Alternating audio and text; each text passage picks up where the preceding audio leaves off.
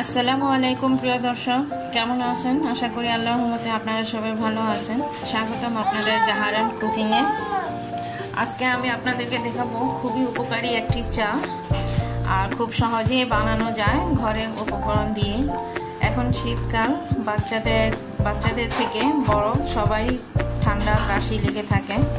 যদি এই 1 কাপ চা খেতে পারেন তাহলে অবশ্যই আপনাদের ঠান্ডা কাশিটা দূর হয়ে যাবে ইনশাল্লাহ।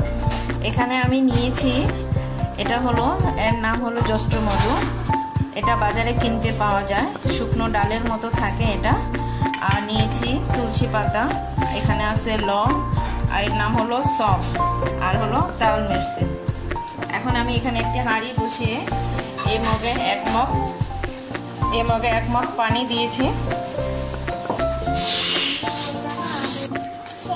1 মগ পানি দিয়ে দিলাম আমি এর মধ্যে। আর দিয়ে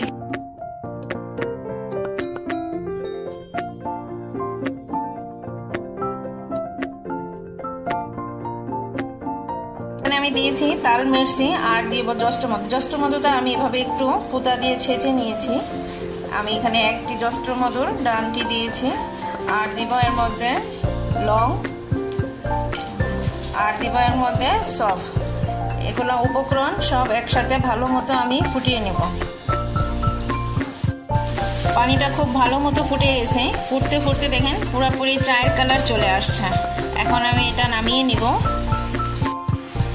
এখন এখানে আমি একটি চায়ের কাপ নিয়েছি। এই কাপের মধ্যে আমি তুলসী পাতাগুলো এর মধ্যে দিয়ে দিব।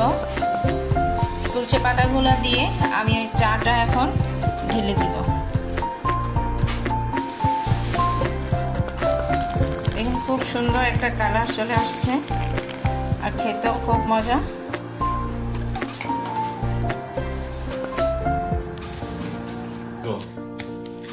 হয়ে গেল জস্ট মধুর চা। খুব সহজেই তো দেখতে পারলেন, বানিয়ে নিলাম। এটা অবশ্যই আপনারা বাসায় ট্রাই করবেন।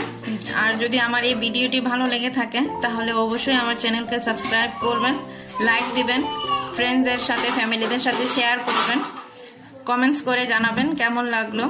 আসসালামু আলাইকুম, ধন্যবাদ।